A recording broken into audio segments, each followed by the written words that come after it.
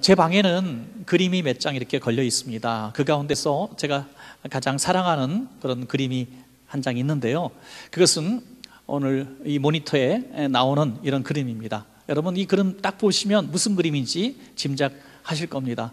또 보시고 싶으신 분들은 제 방에 오시면 되겠습니다. 여러분 아시는 대로 예수님이 바닥에 뭔가 글을 쓰고 계시죠. 가늠하다가 현장에서 붙잡힌 여자를 끌어다 놓고 모세의 법에는 돌로 치라 그랬는데 당신은 어떻게 생각합니까? 라면서 돌을 하나씩 들고 준비되어 있는 군중들의 모습 속에서 예수님이 바닥에 글을 쓰는 장면입니다. 폭도들이 이 예수님의 글 쓰는 장면을 통해서 갑자기 조용해졌겠죠. 그때 예수님이 너희 중에 죄 없는 자가 먼저 돌로 치라 이렇게 말씀하심으로 그들은 돌들을 다 내려놓고 양심의 가책을 받아서 돌아가는 이런 모습입니다. 그래서 예수님은 그 여인에게 나도 너를 죄를 정치 않을 테니까 다시는 죄를 범하지 말라 하면서 그를 용서해 주시고 돌려보내시는 참 감동적인 이 말씀을 그린 이 그림입니다. 저는 이 그림을 보면서 제 마음속에 두 가지 마음이 드는 것입니다. 하나는 정말 두렵고 무섭고 외로웠던 그 여인을 지켜줄 수 있는 단 한 분, 예수님이 계신다는 것이 얼마나 위로가 되는지요. 모든 폭도와 군중들은 전부 돌을 들어 이것이 치는 것이 모세의 법을 지키는, 다시 말해서 하나님의 말씀대로 살아가는 이런 모습이라고까지 얘기하는 그들 사이에서 예수님은 생명을 걸고 그 여인을 앞을 가로막고 변호해 주시는, 죄가 없어서가 아니라 너희도 같은 죄인인데 정죄하지 말라는 마음으로 그를 막아주시는 그런 모습을 볼 때 얼마나 위로가 되는지 모르겠습니다. 그 여인의 모습 속에서 어떨 때는 제 모습이 보여지기도 하고요. 왜냐하면 제가 그런 부끄러운 일을 또 생각을 했을 때 예수님은 저를 저렇게, 저 같은 사람도 만져주시겠지, 막아주시겠지, 그런 생각을 들게 됩니다. 또 한편 두 번째 생각은 나도 예수님을 본받아서 모든 사람이 죄인이라고 손가락질하고 매장시키려고 하고 마땅히 죽어 마땅한 사람이라고 온 세상이 떠들썩하게 정죄를 할 때에 나는 과연 모든 것을 다 잃어가면서 그것도 죄인이 아닌 사람이 아닌 죄인인 그 사람을 위해서 목숨 걸고 변호해 줄 수 있는 사람이 될 수 있을까, 그런 생각을 해보게 되는 것입니다. 그렇게 살려고 또 결심을 하게 되는 것입니다. 그림 한 장을 통해서도 우리는 그런 생각들을 하게 되는 것입니다. 여러분, 그렇지만 그렇게 변호하시고 목숨 건 좋으신 예수님이 막상 재판석에 서셨을 때에는 죄인이 아니었음에도 불구하고 그 누구도 예수님 편에서 변호해 주는 사람이 없었다는 것이 참 슬픈 일입니다. 예수님은 죄가 없으심에도 불구하고 변호인도 없었고 변호하는 사람도 없었고 온 무리들에 의해서 이렇게 십자가형으로 온도받고 십자가를 지시게 된 것입니다. 여러분, 오늘 이 사태를 보면 우리는 예수님을 십자가에 매달려 죽게 하려고 잘 짜여진 각본대로 움직이는 것을 보게 됩니다. 먼저 고소하는 고소자들이 있죠. 대제사장과 원로들과 이 지도자들입니다. 그 다음에 이 사람을 재판하는 빌라도 총독이 있었고요. 그 다음에 예수님을 못 박아 죽이고 바라바를 대신 풀어달라고 외치는 우매한 군중들이 있었습니다. 이 삼박자가 잘 맞아서 예수님은 만들어진 죄에 의해서 십자가를 지시게 된 것이죠. 하나하나 더듬어 보겠습니다.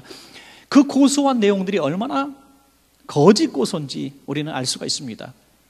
종교적인 이유로 지금 고소를 당했지만 이 종교적인 이유로는 십자가형에 죽일 수가 없습니다. 더구나 로마의 식민지 하에 있었기 때문에 정치적인 이유가 아니면, 반역죄가 아니면 십자가형에 죽을 수가 없습니다. 그래서 이 정치적인 이유로 다 변조를 시키고 거짓 증언을 하는데, 첫 번째 뭐라고 했습니까? 오늘 본문에도 나와 있습니다만은 미혹하는 자라, 이 죄명을 씌웁니다. 미혹하는 자. 그러나 여러분, 미혹했다면, 다시 말해서 뭐 사기를 쳤다면 그 피해자가 있을 텐데 미혹당한 사람들의 피해 증언이 하나도 나오지 않습니다. 미혹당한 사람이 없는데 미혹하는 자라는 죄명을 뒤집어 씌웁니다. 또 하나는 세금을 바치지 말랬다라고 이야기합니다. 그러나 우리가 아시는 대로 로마에 세금을 바치는 것이 옳습니까? 라는 이 함정 있는 질문에 대해서도 예수님은 가이사의 것은 가이사에게 바쳐라, 다시 말해서 식민지하에 있지만은 우리가 로마의 세금을 바치는 것이 옳다, 이렇게 말씀하셨기 때문에 세금 바치지 말라는 말은 거짓말입니다.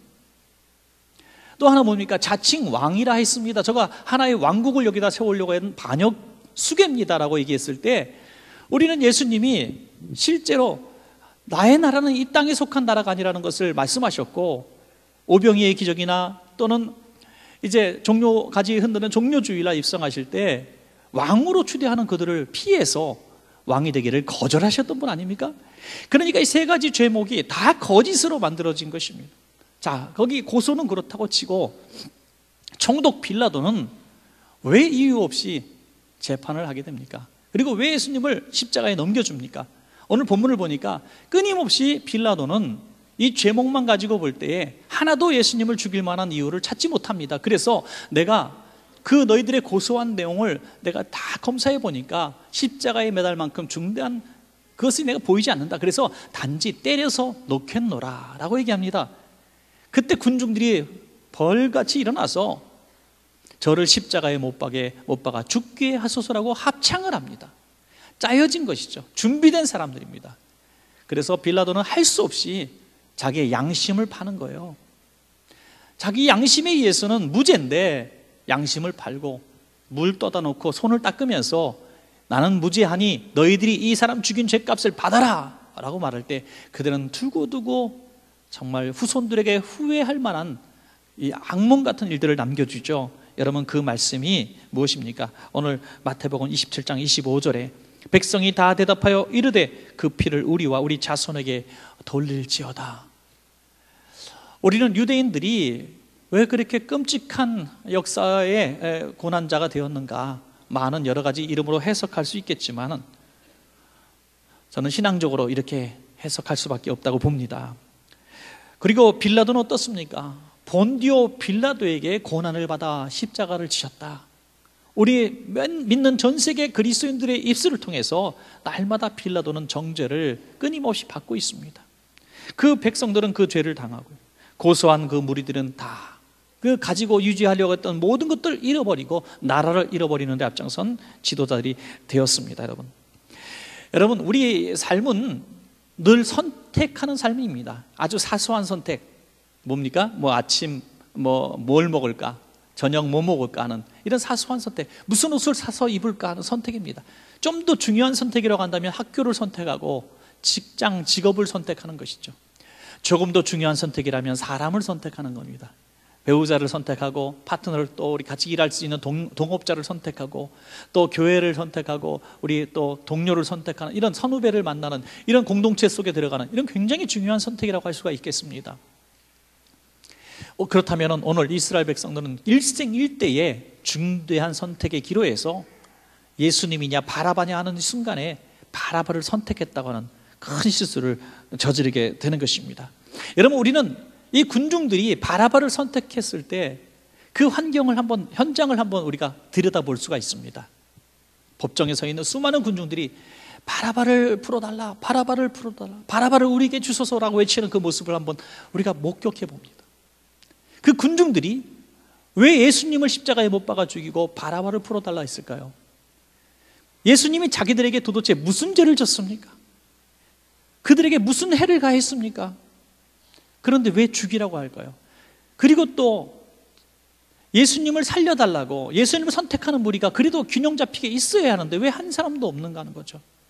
예수님께 그 많은 은혜를 받고 오병이의 기적을 베풀어서 그 많은 사람들을 먹게 하시고 그 가르침을 통해서 그 손끝을 통해서 수많은 질병에서 고쳐주신 그 귀한 분을 왜 살려달라는 말이 한마디도 없었을까?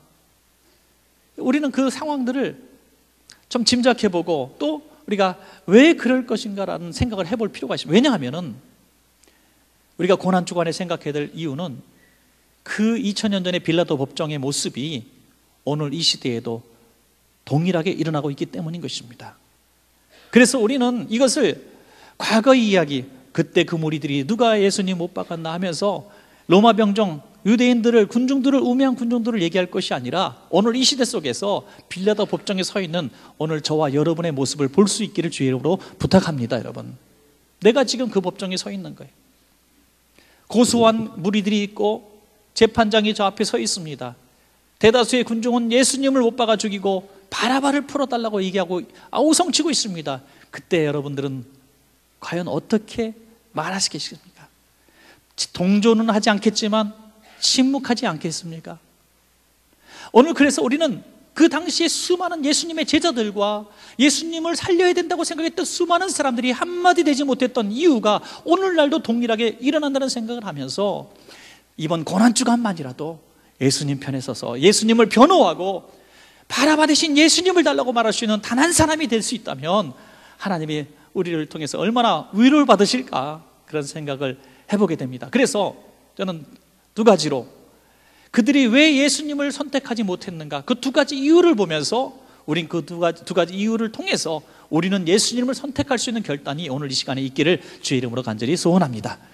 첫 번째로 그들이 예수님을 선택하지 못하고 바라바를 선택했던 것은 욕심 때문입니다. 결국 욕심 때문. 예수님을 고소했던 그 고소의 동기가 뭡니까? 기득권자들이었습니다. 바로 대제사장들, 그리고 원로 장로들, 그리고 민족의 지도자들이라고 할 수 있는 이 부유한 사람들이었습니다. 왜냐하면 그들이 예수님으로부터 많은 책망을 받았거든요. 성전에 들어가셨을 때 제사장들과 하나님의 종이라는 사람들이 결탁해서, 상인들과 결탁해서 그 가난한 순례자들의 주머니를 탐하고 그들을 고통스럽게 만드는 것을 주님은 보실 수가 없어서 상을 뒤집어 엎으시면서 이 악의 부패의 고리를 끊게 하셨습니다. 그들의 수입원이 끊긴 거죠. 그럴 때 그들은 이 사람 가만히 뒀다간 큰일 나겠다라고 그때부터 잡으려고 했을 겁니다. 마치 바울과 실라가 점치는 귀신 들린 여자를 고쳤을 때 그를 통해서 돈 벌어먹던 사람들이 바울과 실라를 매로 치고 가둔 것과 같은 똑같은 상황이 벌어진 것입니다. 예수님은 이 성전을 기도하는 집으로 만들기 원했지만 그들은 장사치의 이런 영업장으로 만들기를 원했던 것이죠. 그리고 예수님은 어디 가든지 약자와 가난한 자들의 편에 서셨습니다. 늘 그들을 위로하는 편에 서셨습니다. 세리와 죄인들의 편에 서셨습니다. 바리새인과 서기관들은 늘 자기들이 제일 정결하고 가장 거룩하고 가장 선하게 사는 사람들인 줄 알았는데 예수님은 세리와 죄인들이 너희보다 낫다고 말씀하시니 얼마나 그 위치가 흔들렸겠습니까? 그러므로 고소한 무리들은 자기의 모든 것들을 지키기 위해서 예수님을 고소했습니다. 자, 그렇다면 일반 대중들은 왜 예수님을 지키지 못했습니까? 그들도 그들에게 속해 있다는 증거입니다. 여러분, 속해 있는 거예요. 그들을 통해서 먹을 것들을 얻고 있었던 사람들이고 반대했다가는 뭔가 손해를 볼 것 같기 때문에 외치지 못했던 것입니다. 저는 이 예수님이 빌라도 법정에서 이 재판을 받으시는 장면이 이 사복음서 마태, 마가, 누가, 요한에 다 나와 있습니다. 그래서 제가 설교를 준비하면서 혹시라도 빠뜨리는 것이 없는가, 마태복음부터 요한복음까지 동일한 구절, 병행 구절을 다 보고서 나온 결론은 이것이 결국에는 물질 때문이다, 이 생각을 하게 됐습니다. 왜냐하면 보면 하나씩 보겠습니다. 마태복음 27장에 보면 대제사장과 백성의 장로들, 종교 지도자들은 이미 예수님을 죄가 없는 것을 알고도 결박하여 끌고 왔다, 이렇게 성경은 말씀하고 있어요. 마태복음 27장 4절의 말씀을 한번 제가 읽을게요. 내가 무죄한 피를 팔고 죄를 범하였도다니 그들이 이르되 그것이 우리와 무슨 상관이냐, 내가 당하라. 가룟 유다가 예수님을 은삼십개 받고 팔았지 않습니까? 가만히 생각하니까 아닌 거예요. 그래서 다시 은삼십을 돌려주고 내가 무죄한 자의 피를 팔았다. 예수님은 죄가 없는데 내가 예수님을 넘겨줬다. 너무나 안타깝다는 거예요. 예수님이 죄가 없는 것을 유다가 알았습니다. 그랬더니 그에게 돈 준 사람들이 말합니다. 우리도 안다, 이거예요. 예수가 죄 없는 거 우리도 안다. 그런데 그게 뭔 상관이냐? 죄가 있건 없건 뭔 상관이냐? 그 핏값은 네가 당해라 라고 얘기했다는 것입니다. 죄가 있었다면 야, 죄인인데 잘 넘긴 거야 라고 말했어야 합니다. 또 마가복음 14장 55절에 보면 대제사장들과 온 공회가 예수를 죽이려고 그를 칠 증거를 찾되 얻지 못하니 이는 예수를 쳐서 거짓 증언하는 자가 많으나 그 증언이 서로 일치하지 못함이라. 대제사장들 온 공회, 그 기득권자들이 예수를 죽이려고 증거를 막 수집하기 시작하는데 증거가 없다는 거죠. 예수님 무죄이기 때문에 증거가 없는 겁니다. 그래서 거짓 증인들이 나왔다. 여러분, 거짓 증인들이 괜히 나오겠습니까? 뭐하러 나오겠습니까? 이 기득권자들의 사주를 받은 것이죠. 돈을 받고 나온 겁니다. 그 아랫사람들입니다. 그런데 너무 여기 사람 내고 저 사람이 내고 저 사람이 내다 보니 증언이 서로 다 틀립니다. 입을 맞추지 못했거든요. 거짓은 늘 틀립니다. 두 번째 얘기할 때 틀리고 세 번째 얘기할 때 틀리고. 그래서 검사가 죄를 추궁할 때 10시간, 11시간, 15시간 하는 것은 똑같은 질문을 100번, 200번 물어보는데 틀리게 대답하는 것을 잡기 위해서 그런다고 하는 얘기도 들었습니다. 진리는 100번을 물어보다 같은 얘기가 나오지만 거짓은 틀린 말을 자꾸 하게 되는 것이죠. 그들은 오직 선동에 의해서 예수님을 잡아 죽인 것입니다. 요한복음 19장 6절에 또 보겠습니다. 대제사장들과 아랫사람들이 예수를 보고 소리질러 이르되 십자가에 못 박으소서라고 외쳤다는 거예요. 예수님을 때려서 놓겠다고 빌라도가 얘기하니 예수를 못 박으소서, 지금 외쳐야 돼, 지금 외쳐야 돼, 옆에서 시킨 겁니다. 대제사장들과 아랫사람들이 선동한 겁니다. 그들이 외치기 시작하니 옆에 이 소리가 전파되었다고 하는 것입니다. 여러분, 이것이 물질과 밀접한 관계가 있다는 증거로 우리는 볼 수가 있는 것입니다. 왜? 그들로부터 먹고 사는 우리의 생존권을 잡고 있는 자들이 있기 때문에 백성들은 그의 말을 듣지 않을 수가 없었던 것입니다. 그렇다면 그들과 전혀 상관없는 삶을 살았던 일반 대중은 왜 침묵했을까요? 얻는 것은 없다 할지라도 내가 예수님 편에 서서 괜히 손해볼 일은 내가 만들지 않기를 원했던 것이죠. 시끄럽게 하고 싶지 않았던 거예요. 손해보고 싶지 않았던 겁니다. 그래서 침묵한 겁니다. 침묵도 동조하지 않아도 죄가 되었던 것입니다. 여러분, 저는 이런 수동적인 죄에 대해서 옥합을 깬 여인 앞에 섰던 제자들의 모습을 한번 이렇게 생각해 보았습니다. 비교해 봤습니다. 마가복음 14장에 보면 예수님께서 이제 십자가에 달려 돌아가시기 전에 한 여인이 와서 옥합을 깨서 귀한 향료를 예수님께 붓습니다. 그때 제자들이 큰 소리로 이 여인을 책망합니다. 이 여인이 옥합을 깨트려서 예수님 아래 부어드렸는데 그게 제자들의 재산입니까? 제자들이 있는 이 공금이었습니까? 아닙니다. 이 개인 재산이에요. 개인 재산을 자기 마음대로 예수님께 영광을 돌렸는데 왜 그들이 예수님 이 여인을 책망하면서 왜 허비하고 낭비하느냐라고 책망을 합니까? 더구나 300데나리온이라는 것을 얘기하면서 1년 연봉에 해당하는 큰 돈을 왜 이렇게 허비하느냐, 가난한 자들에게 나눠줬으면 좋았을 걸 왜 이렇게 낭비하느냐라고 얘기했겠습니까? 그 이유가 뭡니까? 냄새가 나지 않습니까? 여러분, 저는 형사가 아닌데 냄새가 나요. 형사가 아닌데. 아니 300데나리온은 뭐 10,000데나리온이지 뭐 자기 것 갖고 와서 예수님께 부어드리는데 그게 자기와 뭔 상관이 있습니까? 그 300데나리온이 자기 거라고 생각했기 때문입니다. 제자들은 특별히 이것에 주동한 사람은 가룟 유다가 아니었을까 저는 생각을 합니다. 그는 성경에 분명히 도적이라고 얘기했습니다. 도적, 공금을 횡령하는 도적이라고 성경은 기록하고 있습니다. 그러니 300데나리온을 주면은 내가 좋은 일에 쓸게, 가난한 사람들 돕게 하면서 10%나 도울까요? 그리고 자기들끼리 다 나눠 먹는 겁니다. 필요한 데 쓰는 겁니다. 다른 제자들은 왜 침묵했을까요? 가룟 유다가 도둑인 거 몰랐을까요? 여러분, 다 짐작하지 않습니까? 우리는 여러분, 회사에서 은근히 우리 부서에서 공금은 눈 번이라고 이렇게 막 활용하면서 착복하고 할 때 내가 그것을 아는데 왜 얘기하지 않습니까? 말해봐야 나한테 좋은 거 하나도 없고 가만히 있으면 떡고물이 떨어지기 때문이죠. 다른 제자들은 침묵했습니다. 내가 괜히 이뤄서 문제를 크게 만들지 말고 가만히 있으면 유다가 뭐 살 때 내 것도 하나 더 사주겠지라는 이 침묵의 동조자가 되었던 것입니다. 여러분, 향유가 300데나리온이 아니라 들기름이었다면 왜 제자들이 흥분했겠습니까? 그냥 물 갖고 와서 예수님 발 닦아드렸다면 제자들이 이 여인을 책망하지 않았을 겁니다. 그들은 300데나리온이라는 돈의 욕심이 있었기 때문에 이 여인을 책망한 겁니다. 여러분, 저는 지금도 많은 사람들이 교회가 물질을 이렇게 쓴다, 선한 사람들을 위해 쓰지 못하고 뭘 건물을 짓고 딴 데 뭐 하고 이렇게 막 비난하는 사람 치고 자기 주머니를 여는 사람은 본 적이 없습니다. 우리는 하나님의 선한 일을 하는 사람들, 내 것이 아닌데 거기에 대해서 욕심 가진 그 마음을 가지면 안 됩니다. 우리가 선한 일에 힘쓰는 사람들은 격려해야 될 줄로 믿습니다. 축복해야 됩니다. 여러분, 축복하시기 바랍니다. 내가 못하는 일을 하는 정말 어떤 물질을 가진 사람이 내가 하지 못하는 일을 큰 헌신을 할 때 박수 쳐주고 격려해야죠. 어린이 축제 몇 해 전에 할 때 저는 참 감동적인 장면이 있었어요. 지역교회 목사님이세요. 아주 자그마한 교회 목사님이셨던 것 같아요.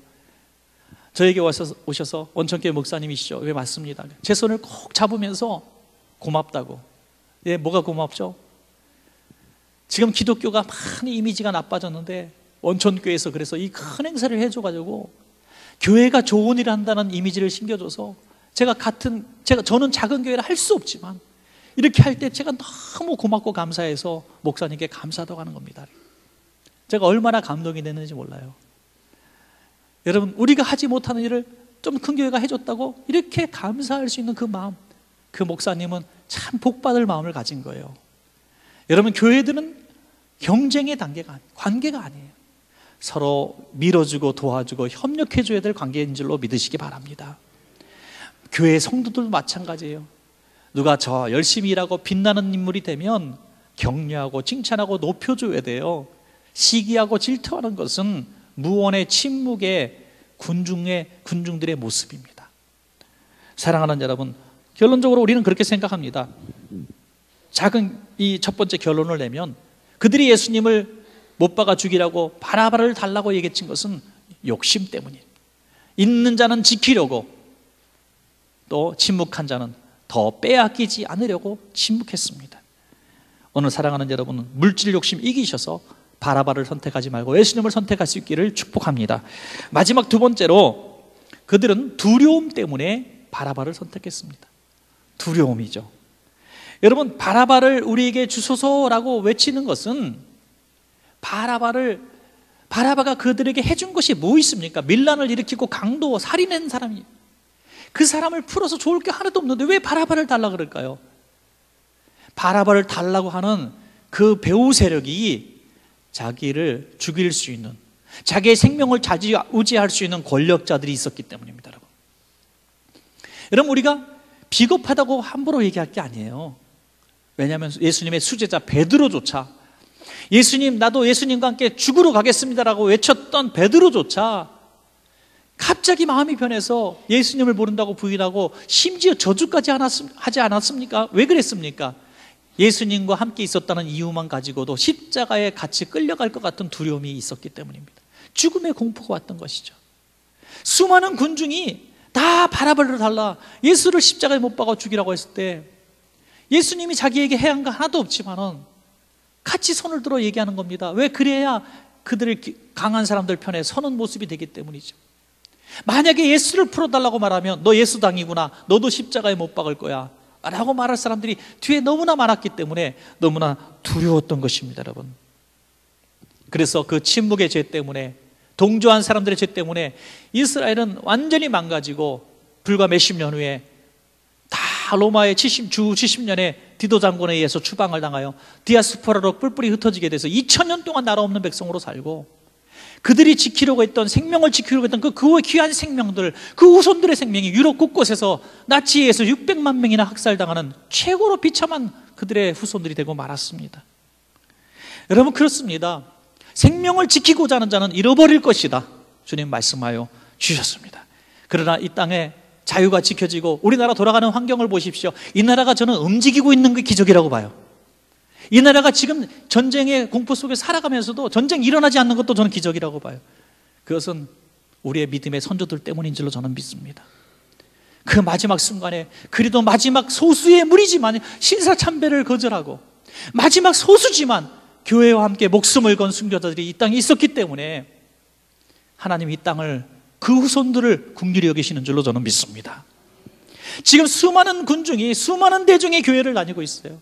여러분, 우리 교회만 봐도 앞으로 수만 명 교회가 모인다고 합시다. 그 수만 명이 무슨 의미가 있습니까? 저는 정직하게 말할 수 있어요.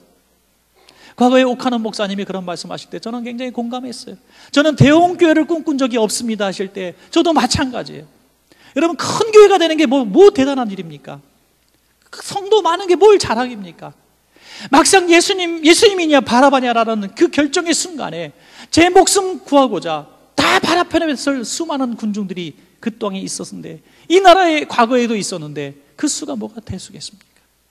비록 소수라도 생명 걸고 내 목숨을 잃어버리는 한이 있더라도 나 예수님 편에 서겠습니다라는 무리가 단 한 사람이 있는 교회가 진짜 교회고 주님이 기뻐하시는 교회가 될 줄로 믿습니다. 우린 그래서 많은 수의 교회가 아니라 예수님 편에 서는 적은 수의 교회가 되기를 간절히 더 소원합니다. 여러분, 네덜란드에 사는 엘리나라는 할머니가 계셔요. 이번에 78세 되신 분인데 한 20대부터 담배를 피시는데 담배를 끊기 위해서 무지 노력했습니다. 50년 동안 클리닉도 다니고 뭐 별의별 노력을 다 했는데 못 끊은 거예요. 그래서 나는 이렇게 피다가 죽나 보다. 78세인데 79세 제이슨이라는 우리 영감님을 만났는데 사랑에 빠졌어요. 78세와 79세가 만나서 사랑에 빠지니 너무너무 좋았습니다. 행복했습니다. 그러나 어느 날 제이슨이 말합니다. 난 당신과 지금이라도 결혼하고 싶은데 당신 담배 너무 지독해서 내가 당신 그것 때문에 결혼 못하겠다. 그랬더니 이 할머니가 그래요? 하더니 그날로 담배를 끊었답니다. 이게 신문에 나왔어요. 신문에. 그리고 이 엘리나 할머니께서 하신 말씀이 신문의 마지막 줄에 이렇게 나왔습니다. 나는 이 경험을 통해서 사랑의 힘은 의지의 힘보다 위대하다는 것을 깨달았습니다. 여러분, 우리가 예수님 사랑한다고 이야기하지만 예수님을 시인하면 생명을 잃어버릴 그 순간에 내가 예수님을 사랑합니다라고 예수님 편에 설 수 있는 것은 그 같은 사랑이 아니라는 거죠. 그 사랑에도 정도가 있잖아요. 밥 한 끼 살 수 있는 사랑이 있고, 내가 옷 한 벌 벗어서 줄 수 있는 사랑이 있고, 내가 재산 좀 나눠줄 수 있는 사랑이 있고, 생명을 대신할 수 있는 사랑이 있습니다. 예수님은 오늘 함께 부르신 찬양 가사처럼 십자가의 고통으로 우리를 대신 사신 줄로 믿습니다. 여러분, 그 주님 앞에 혹시라도 단 한 번이라도 동일한 조건 하에서, 우리의 생명을 담보로 한 그 조건 하에서 예수님을 선택할 것인가, 바라바를 선택할 것인가라는 질문이 우리에게 주어졌을 때 예수님을 선택할 수 있는 것은 의지나 힘이나 교육이나 노력으로 되는 것이 아니고 직분으로 되는 것이 아닙니다. 교회 오래 다녔다고 되는 것이 아니라 예수님을 얼마나 사랑하느냐에 따른 줄로 저는 믿습니다. 그러니 그 예수님을 부인한 베드로를 찾아오신 주님이 다른 거 묻지 않으시고 내가 나를 사랑하느냐, 내가 나를 사랑하느냐, 내가 나를 사랑하느냐 세 번 물었을 때 내가 주님을 사랑하는 줄 주께서 아시나이다. 그 사랑이 확인된 이후에 예수님은 이 베드로는 예수님을 따라 십자가형으로 순교한 것을 우리는 알게 되는 것입니다. 여러분, 요즘 너무 유명해진 그 시원스쿨의 이시원 형제가 있어요. 시원스쿨. 제가 수년 전에 이 친구를 만났을 때 제가 섬기는 그 아프리카 선교회에 같은 이사로 만나게 됐었습니다. 그때 뭐 7, 8명의 이사가 있는데요. 그 젊은 친구인데 이렇게 앉아 있어요. 그래서 누구냐 그랬더니 이제 그 모임에 이제 김병삼 목사님하고 같이 이렇게 모임에 있었는데 누구냐 그랬더니 우리 시원 형제 모르냐고. 저는 시원 형제 모르겠네 그랬더니 시원스쿨의 시원 형제 정말 모르냐요. 그래서 정말 모른다 그랬더니 매출 100억 원의 유명한 인터넷 영어 강사 아니냐 그러더라고요. 그러냐고. 근데 얼마나 이 친구가 훌륭하냐면 그때 그 상황에서도 매출 100억 정도 됐다는데 아프리카 지금 시에라레온에 정말 그 환자들, 죽어가는 환자들을 위해서 그 자리에서 그날 결정된 것을 통해서 2억 원을 헌금하더라고요. 2억 원을. 정말 큰 손이더라고요. 젊은 30대였어요. 30대. 그래서 눈여겨봤죠. 대단한 친구구나. 그런데 제가 이 설교를 준비하면서 갑자기 생각이 나서 인터넷 보니까 매출이 400억으로 늘었습니다. 400억. 그 사이에 4배가 늘었더라고요. 몇 년 만에. 그때도 눈여겨봤는데 참 대단한 친구예요. 그래서 이분에 대해서 제가 좀 책을 봤어요. 그랬더니 신학대학을 나왔더라고요. 신학대학을. 모태신앙이고 신학대학을 나왔어요.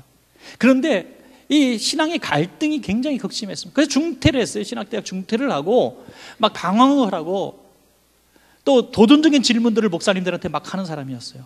정말 하나님의 실존에 대해서도 의심하고 그러던 중에 100만 원 가지고 사업을 시작했습니다. 자기 혼자. 그래서 하나님 앞에 막 그래도 모태신앙이니까 기도하면서 하나님 도와주세요, 착한 일 많이 할 테니까 도와주세요 막 했는데 안 되는 거예요. 그래서 많은 실패를 거듭하는 과정 속에서 철저히 낮아지고 깨어져서 진짜 주님을 만나게 됩니다. 기도원에 가서 통곡하며 기도하다가 성령 체험을 받아요. 그날부터 기도 제목이 이렇게 바뀌었답니다. 하나님, 저 이렇게 할 테니 도와주세요라는 기도는 하지 않고, 하나님, 제가 어떻게 해야 되겠습니까? 하나님의 영광을 위해서 제가 어떻게 살아야 되겠습니까? 하나님 말씀하옵소서. 그렇게 하나님의 말씀대로 살기 위해서 몸부림치다가 일을 하다 보니까 하나님이 도와주시기 시작해서 매출 400억의 큰 기업이 되었습니다. 그 증거로 그 기업은 전원이 크리스찬이 되었어요. 오는 모든 직원들이 다 이 사장을 통해서 다 복음을 받아들이는 크리스찬 기업이 되었다는 거죠. 지금도 굉장히 선한 영향력을 아름답게 많이 펼치고 있는 것을 봅니다. 하나님 편에 서면, 하나님의 말씀대로 살면 다 잃어버릴 줄 알았는데 성공한 사례입니다. 여러분, 우린 그런 사람들의 이야기는, 기업인들의 얘기는 성경을 통해서 끝도 없이 듣지 않습니까? 여러분, 주님 편에 서면, 죽고자 알면 하나님이 그 생명을 지켜주신다는 것입니다. 여러분, 말씀을 정리하겠습니다. 그 수많은 군중들이 도대체 뭐에 시였는지 홀렸는지 바라바를 풀어달라, 그 강도 바라바를 풀어주고 죄 없는 예수님을 죽이라고 했을까? 정말 나쁜 사람들, 바보 같은 사람들이라고 단순하게 생각했더라면 오늘 그 현장에, 그 무시무시한 현장에 우리가 있다고 생각하니 생각이 바뀌지 않았습니까? 우리도 그럴 수밖에 없었구나. 그 증거를 우리는 보이시기 바랍니다.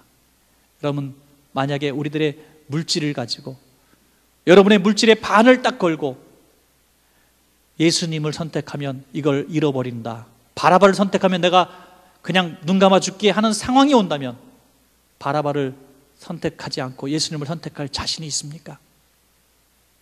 아니, 이것을 통과했다 할지라도 총칼을 들이대면서 바라바를 풀어달라고 하면 살려주고 예수를 선택하면 너도 십자가형에 죽을 거야 라는 질문이 왔을 때 우리는 예수님을 선택할 수 있겠습니까? 2000년 전이나 오늘이라 똑같다는 얘기입니다.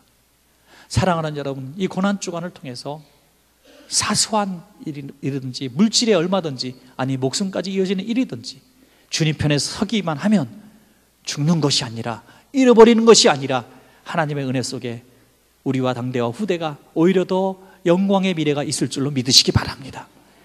이래서 우리는 항상 주님이냐 세상이냐, 바라바냐 예수님이라는 결정 속에서 욕심을 한번 탁 버려버리시고 내 생명을 한번 탁 던져버리시고 주님을 무조건 선택하는 복 있는 여러분 되시기를 간절히 축원합니다.